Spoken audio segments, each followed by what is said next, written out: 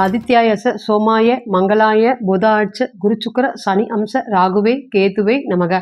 அனைவருக்கும் வணக்கம். நான் உங்கள் அஸ்ட்ரோ புவனேஸ்வரி, பாரம்பரிய ஜோதிடர் மற்றும் திருமண பொருத்த நிபுணர். நீங்கள் நம்ம சேனலை ஃபர்ஸ்ட் டைம் பார்க்குற மாதிரி இருந்தால் சேனல் சப்ஸ்கிரைப் பண்ணிவிட்டு பெல் பட்டன் கொடுத்து ஆல் ஆப்ஷன் கிளிக் பண்ணிக்கோங்க. அப்போ தான் நம்ம சேனலில் போடக்கூடிய ரெகுலர் பதிவுகள் உடனடியாக உங்கள் கவனத்திற்கு வரும். நம்ம சேனலை தொடர்ந்து நிறைய கோச்சார பதிவுகள் பார்த்துட்டு வந்துட்டுருக்கோம். அதன் வரிசையில் நம்ம இன்னைக்கு பார்க்க போகிறது மீன ராசி மற்றும் மீன லக்னத்துக்கு உங்களுடைய ராசிக்கு 3-8 அதிபதி சுக்கிர பகவான் உங்களோட ராசியிலே உச்சமடையக்கூடிய அமைப்பு. என்ன மாதிரியான பலன்களை சந்திக்க போறீங்க, எதிர்வரக்கூடிய இந்த 1 மாத நாட்கள் உங்களோட ராசியிலே உச்சம் பெறக்கூடிய சுக்கிர பகவான் என்ன மாதிரியான பலன்களுக்கு தரப்போறாரு அப்படிங்கிறத வாங்க பார்க்கலாம். மீன ராசி மற்றும் மீன லக்னம் காலபுருஷனுக்கு 12வது வீடு. குரு பகவான் மூலத்திரிகோணம் பலம் பெறக்கூடிய வீடு. இந்த ராசியை பொறுத்தவரை பார்த்தீங்கன்னா கடினமான உழைப்பாளிகள், பெண்களா இருக்கட்டும் ஆண்களுக்கு சமமாக உழைக்கக்கூடிய பெண்கள். அதே போல எந்த ஒரு விஷயத்தையுமே அலசி ஆராய்ஞ்சு யோசிச்சு முடிவெடுப்பாங்க. மற்றவங்களை பார்த்தீங்கன்னா எப்பொழுதுமே குடும்பத்துல ஒரு அந்யோன்யமா இருக்கணும், யாருமே தனிச்சிருக்க கூடாது அப்படிங்கிற மாதிரி விஷயத்துல எல்லோருக்குமே சமம் அப்படிங்கிறதா குரு பகவான். எந்த ஒரு அஷ்டமாதிபதியா குரு பகவான் இருந்தாலுமே எல்லோருக்கும் நன்மை செய்யக்கூடிய காரக கிரகமா இருக்கிறதுனால இந்த ராசியை பொறுத்தவரையும் எல்லோருக்கும் நல்லவனாக இருக்கணும். எந்த ஒரு பிரச்சனையிலுமே யார் மீது பழி போடக்கூடாது, யாரையும் அவதூறா பேசக்கூடாது. இது எல்லாமே இவங்க ரெகுலரா ஃபாலோ பண்ணுவாங்களான்னு கேட்டீங்கன்னா கண்டிப்பா மீன ராசியை பொறுத்தவரையும் அடுத்தவனை கெடுத்துதான் வாழ்ந்தோம் அப்படிங்கிறதெல்லாம் வரக்கூடாதுங்க. என்ன நம்ம சம்பாதிக்கிறோமோ அதை வச்சுக்கலாம். அதை தவிர ஏமாற்றம் இதெல்லாமே எங்கிட்ட இல்லை, ஏமாத்துறது ஏமாற்றம் இதெல்லாமே எங்கிட்ட இல்லை அப்படிங்கிற மாதிரி எப்பொழுதுமே தன்னுடைய கொள்கையில ரொம்ப பிடிவாதமா இருக்கக்கூடிய நபர்கள். இந்த ராசியில பார்த்தீங்கன்னா முழுக்க இப்ப ராகு பகவானுடைய கண்ட்ரோலுக்கு வந்துருச்சா அப்படின்னு கேட்டீங்கன்னா கண்டிப்பா ராகு பகவானோட கண்ட்ரோல் வந்துருச்சு. என்ன ஒரு விஷயங்கள் எப்படி இருந்தாங்களோ இப்ப அப்படியே ஆப்போசிட்டா இருக்கிறாங்க. எது எனக்கு தேவை அப்படின்னு சொன்னாங்களோ அது எல்லாமே இப்ப தேவையில்லை அப்படிங்கிற மாதிரி பேசுறதுக்கு உண்டான சூழ்நிலைகள் ஏற்படுத்தி கொடுப்பாரு அப்படின்னு கேட்டீங்கன்னா கண்டிப்பா ராகு பகவான் ஏற்படுத்தி கொடுத்துருவார். முழுக்க 2ஆம் இடத்தான வாக்குஸ்தானத்தோட சம்பந்தப்பட்ட குரு ராகு கிரக சேர்க்கைகளும் சரி. இப்ப ராசியில ராகு பகவான் இருக்கிறது, ராசிக்கு 12ஆம் இடத்துல சனி பகவான் அவர் ஒரு பக்கம் தகுந்த மாதிரி அடிக்கிறாரு. ராசியிலே ராகு பகவான், பொதுவாகவே ராசிலையும் லக்னத்திலையும் ராகு பகவான் வரலாமான்னு கேட்டீங்கன்னா வரக்கூடாது. நம்மளுடைய எண்ணங்கள் சிந்தனைகள் எல்லாமே மாறுபடுங்க. அன்றாட செய்யக்கூடிய வேலையை நான் செய்ய முடியுமான்னு கேட்டீங்கன்னா கண்டிப்பா இருக்காது. இந்த 1 வருஷத்துக்கு முன்னாடி நீங்க இருக்கக்கூடிய நிலைமை வேற, இப்ப நிலைமை வேற. அதாவது மன ரீதியாக, அதாவது உடல் ரீதியாக எதுவுமே அஃபெக்ட் ஆகலைன்னா கூட மன ரீதியாக முழுக்க சலனங்களும் காயங்களும் அதிகமா இருக்கா அப்படின்னு கேட்டீங்கன்னா கண்டிப்பா இருக்கு. எந்த ஒரு விஷயத்தையுமே யோசிச்சு மற்றவங்களுக்கு நிறைய 100 பேருக்கு அட்வைஸ் சொல்லக்கூடிய நீங்க உங்களுக்கு இன்னைக்கு நீங்க எடுக்கக்கூடிய ஒரு முடிவுமே நிறைய தடை ஏற்பட்டு தாமதம் ஏற்பட்டு தான் நடந்திருக்கான்னு கேட்டீங்கன்னா கண்டிப்பா இருக்கு. சில சமயம் விரத்திலே வேணா போயிட்டு போகுது அப்படிங்கிற மாதிரியான சுச்சுவேஷன். இந்த கிடைக்கலன்னா பரவாயில்ல போயிட்டு போகுது அப்படிங்கிற அளவுக்கு விரத்தி சம்பந்தப்பட்ட முடிவுகள் எல்லாமே எடுப்பீங்களா அப்படின்னு கேட்டீங்கன்னா கண்டிப்பா எடுப்பீங்க. இப்ப இருக்கக்கூடிய சுச்சுவேஷன்ல இந்த 1.5 வருடத்துக்கு முன்னாடி நான் இருக்கக்கூடிய தலை சீவறது, இல்லை துணிமணி கரெக்டா வாங்குறது, ஷூ போடுறது, செருப்பு போடுறது, இது எல்லாமே மாறிடுச்சு அப்படின்னு கேட்டீங்கன்னா ஏதோ ஏனோ தானத்துக்கு நான் இருக்கிறேன் அப்படிங்கிற அளவுக்கு தான் இருப்பீங்களே தவிர மீனராசியை பொறுத்தவரை இந்த 1.5 வருடம் மீனத்துக்கு உண்டான குணங்கள் இப்ப இருக்கா அப்படின்னு கேட்டீங்கன்னா கண்டிப்பா இருக்கவே இருக்காது. பொதுவா இந்த ராசியை பொறுத்தவரையும் நம்ம பார்த்தீங்கன்னா ராசிக்கு அஷ்டமஸ்தானத்துல கேது பகவான் வந்தார் பார்த்தீங்களா, அப்பவே திருமண வாழ்க்கை அப்படிங்கிறது ஆரம்பத்திலே நிறைய பிரச்சனைகளை வந்துட்டே இருந்ததுங்க.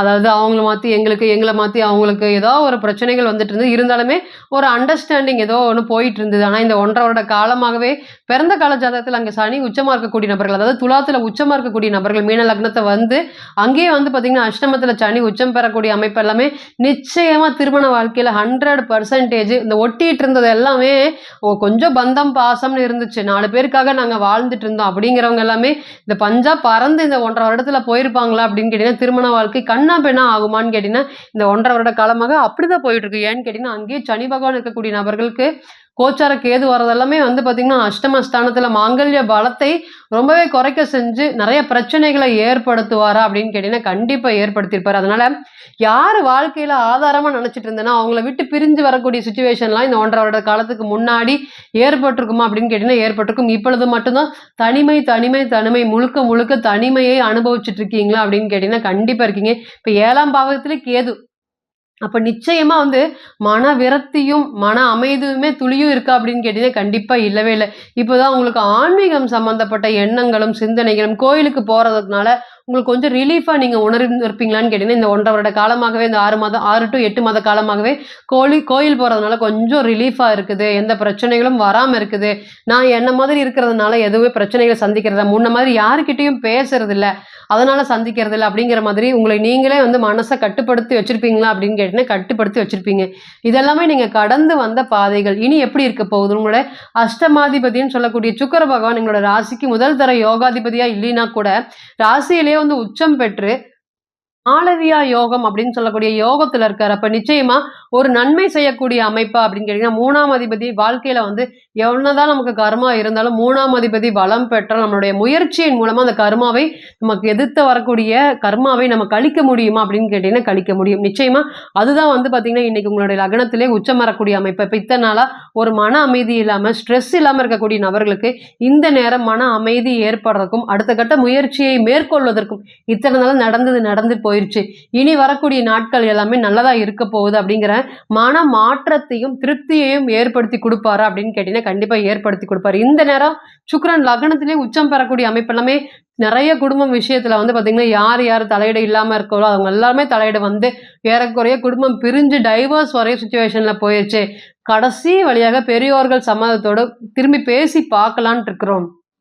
கணவன் மனைவி உறவை சீர்படுத்த முடியுமான்னு பார்க்கலான்ட்டு இருக்கிறோம். அப்படிங்கிற மாதிரியான நபர்களுக்கு நிச்சயமா இந்த கோச்சார காலங்கள் மனைவியை புரிஞ்சுக்கிட்டு வாழக்கூடிய ஒரு சுச்சுவேஷனை சுக்கிர பகவான் ஏற்படுத்தி கொடுப்பாரா அப்படின்னு கேட்டீங்கன்னா கண்டிப்பா ஏற்படுத்தி கொடுப்பாரு. அப்ப ஆக மொத்தம் பிரிந்த கணவன் மனைவி சேருவதற்கு மனைவி சார்ந்த விஷயத்துல எனக்கு எதுவுமே ஈடுபாடு இல்லை, ஆர்வம் இல்லை அப்படின்னு சொல்லிட்டு இருந்த நபர்களுக்கு இன்னைக்கு வந்து பாத்தீங்கன்னா லக்னத்திலே உச்ச சுக்கிரன் இருக்கிறதுனால யோசிக்கலாம், யோசிச்சு முடிவெடுக்கலாம், அலசி ஆராய்ஞ்சிட்டு பார்த்துக்கலாம் அப்படிங்கிற மாதிரி அவங்க ஏதோ ஒரு சுச்சுவேஷன்ல உங்களுக்கு பண்ணக்கூடிய நன்மைகளை நினைத்து இன்னைக்கு பிரிஞ்சிருக்கிறவங்கள ஒன்னா சேர்த்தக்கூடிய ஒரு காலங்கள் உங்களுக்கு ஏற்படுமா அப்படின்னு கேட்டீங்கன்னா கண்டிப்பா ஏற்படும். குடும்ப ஒற்றுமை பிறக்கும். அதாவது சின்ன பாயிண்டா சொன்னா குடும்ப ஒற்றுமை பிறக்கும். நிறைய பிரச்சனைகளை கடந்து வந்துட்டு இருந்த உங்களுக்கு இனிமேல் வரக்கூடிய நாட்கள் அனைத்துமே குடும்ப ஒற்றுமை பிறக்கக்கூடிய ஒரு நல்ல ஒரு நேரமாக இருக்குமா அப்படின்னு கேட்டீங்கன்னா கண்டிப்பா இருக்கும். அதே போல கலைத்துறை சம்பந்தப்பட்ட விஷயத்துல நான் ஆல்ரெடி இருக்கேன், அதுல ஜொலிக்கிறதுக்கு உண்டான வேலை வாய்ப்புகள்லாம் நான் முயற்சி பண்ணிட்டு இருக்கேன், நான் ஃபேஷன் டிசைனிங்ல இருக்கேன், அது எல்லாமே நான் நல்லா வந்து பாத்தீங்கன்னா ஒரு பெரிய பேரும் புகழும் எடுப்பேனா, இந்த மாதிரியான கேள்விகளுக்கு நிச்சயமா ஒரு முதல் தர யோகத்தை ஏற்படுத்தி கொடுக்கும். ஏற்கனவே ஒரு பண்ணிட்டு இருந்த தொழிலை நான் வந்து விட்டுட்டேன், தொழில்ல எந்த ஒரு லாபமுமே இல்லாம நான் பண்ணிட்டு இருந்தேன், நிறைய நஷ்டங்கள் ஆயிருச்சு, அதனால நிறைய வந்து இழப்பீடுகளை சந்திச்சேன், இனி வரக்கூடிய நாட்கள் அளவாக தொழில் பண்ணலான்ட்டு இருக்கேன், புது தொழிலை ஒண்ணு உருவாக்கலான் இருக்கேன், இந்த நேரம் தொழிலுக்கு எனக்கு சப்போர்ட்டிவ் பண்ணுமா, நிறைய எதிரிகளை சந்திக்கக்கூடிய சூழ்நிலை எல்லாமே இருக்கு, அது எல்லாமே விலகி எங்க போனாலும் நீ வந்து இப்படி இருக்கே அப்படி இருக்கேன் அப்படிங்கிற மாதிரி சொல்லி ஏதாவது ஒரு பிரச்சனையை கிளப்பிட்டே இருக்கிறாங்க, ஒரு மன நிம்மதி வரவே மாட்டேங்குது. இதுக்கு முன்னாடி இருக்கும்போதும் சரி, இப்பவும் குடும்பத்தை பத்தி நான் வெளியே எங்க போனாலும் குடும்பத்தை பத்தி பேசிட்டே இருக்கிறாங்க, எனக்கு மன நிம்மதிங்கிறது ஒண்ணு இல்லவே இல்லை, இனி வரக்கூடிய நாட்கள் என்னுடைய குடும்பத்துக்காகவே நான் சேர்ந்து வாழலான் இருக்கேன், என்னுடைய வாக்குறுதிகள் எல்லாமே என்னுடைய கணவர் நிறைவேற்றி வைக்கலான்னு சொல்லியிருக்காரு, அதனால சேர்றதுக்கு உண்டான வாய்ப்பு இருக்கா அப்படின்னு கேட்டீங்கன்னா கண்டிப்பா வாய்ப்பு இருக்கு. அதே போல காதலிச்சுட்டு இருக்கோம், பெற்றோர்கள் அனுமதியோடு நாங்க கல்யாணம் பண்ணிக்கலான் இருக்கிறோம், இந்த நேரம் ஒரு முதல் தர யோகத்தை ஏற்படுத்தியுமா, ஏறக்குறைய நிறைய வருடங்கள் நாங்க வெயிட் பண்ணிட்டு இருக்கிறோம், இந்த நேரம் நாங்க வீட்டுல போய் சொல்றதுனால எங்களுக்கு காதல் திருமணத்திற்கு வாய்ப்பு இருக்கா, இப்படிங்கிற மாதிரியான கேள்விகளுக்கு நிச்சயமா ஒரு காதல் திருமணத்துக்கு ஒரு யோகத்தை ஏற்படுத்தி கொடுப்பாரா சுக்கிர பகவான் கேட்டீங்கன்னா கண்டிப்பா ஏற்படுத்தி கொடுப்பாரு. அதே போல நிறைய நெகட்டிவான திங்கிங் மட்டும்தான் மைண்ட்ல போயிட்டு இருக்குது, ஒரு வண்டியில போகும்போது கூட எனக்கு சிந்தனைகள் எல்லாமே வண்டி ஓட்டுறதுல இருக்க மாட்டேங்குது, வேற விஷயத்துல தான் இருக்குது, இனி வரக்கூடிய நாட்கள் எல்லாமே மைண்ட் ரிலேட்டட்ல நான் ஸ்ட்ரெஸ் இல்லாம இருப்பேனா, கண்டிப்பா இருப்பீங்க. அதே போல வீட்டுல வந்து பாத்தீங்கன்னா துளியும் மதிப்பு மரியாதை எல்லாமே இல்லவே இல்லை. இதுக்கு முன்னாடி இருந்த நீங்க இப்ப இருக்கக்கூடிய நீங்க, அதாவது கேட்கக்கூடாத வார்த்தைகள் எல்லாமே வீட்டுல கேட்கறீங்களா அப்படின்னு கேட்டீங்கன்னா கண்டிப்பா கேட்கறீங்க. இனி வரக்கூடிய நாட்கள் அனைத்துமே வந்து பாத்தீங்கன்னா வீட்டுல மதிப்பு மரியாதை உங்களுடைய செல்வாக்கு எல்லாமே கூடுவதற்கு உண்டான ஒரு வேலையை பார்ப்பீங்களா அப்படின்னு கேட்டீங்கன்னா கண்டிப்பா பார்ப்பீங்க. கர்மாவை ஆல்ரெடி நீங்க ராகு பகவானாலையும் சனி பகவானையும் கழிச்சு வந்துட்டு இருக்கிறீங்க. சுத்தமா வந்து சூதுவாது தெரியாத ராசி, மற்றவங்களுக்கு கெடுதல் நினைக்கக்கூடாத ராசி, இப்படி இருக்கக்கூடிய உங்களுக்கு இனி வரக்கூடிய நாட்கள் கோச்சார பயிற்சி அனைத்துமே உங்களுடைய குரு பகவான் வந்து பாத்தீங்கன்னா உங்களோட ராசிநாதன் 3ஆம் இடமான தைரிய ஸ்தானத்துக்கு போறாரு, வீரிய ஸ்தானத்துக்கு போறாரு. எந்த ஒரு முயற்சியுமே தைரியமா தன்னம்பிக்கையா அடுத்த கட்ட வளர்ச்சியை நோக்கி யோசிச்சு ஓடுவீங்களே தவிர பழச நினைச்சு வருத்தப்பட்டுட்டு இருந்திருப்பீங்களா அப்படின்னு கேட்டீங்கன்னா கண்டிப்பா வருத்தப்பட்டிருக்க மாட்டீங்க. என்னதான் ஸ்ட்ரெஸ் இருந்தாலும் அந்த ஸ்ட்ரெஸ் எல்லாத்தையும் ஓரம் கட்டிட்டு இனி வாழ்க்கையில என்ன அப்படிங்கிற மாதிரியான முயற்சிகளுக்கும் முயற்சி பலனளிக்கிறதுக்கும் அதை வெற்றி வாய்ப்பை ஏற்படுத்தி கொடுக்கறதுக்கும் குரு பகவான் தயாராயிட்டாரா அப்படின்னு கேட்டீங்கன்னா கண்டிப்பா தயாராயிட்டார். அவர் 5ஆம் பார்வையாக உங்களுடைய ராசிக்கு 7ஆம் வீடை பார்ப்பார். அப்ப திருமணம் சம்பந்தப்பட்ட விஷயத்துல இருக்கக்கூடிய அனைத்து முயற்சிகளுமே வெற்றி வாய்ப்பை ஏற்படுத்தி அதனால வாழ்க்கையில ஒரு அடுத்த கட்ட வளர்ச்சியை நோக்கி கொண்டு போவாரா குரு பகவான் அப்படின்னு கேட்டீங்கன்னா கண்டிப்பா குரு பகவான் நல்லா கொண்டு போவாரு. அது இல்லாம உங்களுக்கு குரு பகவானும் சுக்கிர பகவானும் பயிற்சி அடையக்கூடிய இந்த நாட்கள் உங்களுக்கு அதுவுமே ஒரு நல்ல ஒரு யோகமான நேரமாக கண்டிப்பா இருக்குமா அப்படின்னு கேட்டீங்கன்னா கண்டிப்பா இருக்கும். ஆக மொத்தம் இந்த கோச்சார காலத்துல நீங்க எடுக்கக்கூடிய அனைத்து முயற்சிகளுமே ஒரு முதல் தர யோகத்தை ஏற்படுத்தி வாழ்க்கையில ஒரு வெற்றி படிக்கல்லாம் இருக்குமோ தவிர ஒருபோதும் உங்களை பின்னோக்கி கொண்டு போகவே போகாது. இப்ப நீங்க கேட்டிருந்துட்டு இருந்த அனைத்துமே வந்து பாத்தீங்கன்னா கோச்சார பலன்கள் தான். 40ல இருந்து 60% மட்டுமே பொருந்தும். தனிப்பட்ட ஜாதகத்தை நம்ம ஆராய்ஞ்சதுக்கு அப்புறம் தான் கிரகம் பெற்ற பலம் பலவீனம் அடிப்படையில பலன்கள் கூடவோ குறையவோ செய்யும் அப்படிங்கிறதுல ஒருபோதும் மாற்றம் இல்லைங்க. தனிப்பட்ட ஜாதகத்தை நீங்க ஆலோசனை பண்ண விருப்பப்பட்டா கீழே இருக்கக்கூடிய இந்த நம்பருக்கு கான்டாக்ட் பண்ணுங்க. நான் வணங்கக்கூடிய நரசிம்மர் உங்க எல்லோருக்குமே நல்ல வளமான வாழ்க்கையை ஏற்படுத்தி தர நான் நிச்சயமா பிரார்த்தனை பண்ணிக்கிறேன். மீண்டும் ஒரு பதிவில் உங்களெல்லாம் சந்திக்கும் வரை உங்களிடமிருந்து விடைபெறுவது உங்கள் அஸ்ட்ரோ புவனேஸ்வரி. நன்றி, வணக்கம்.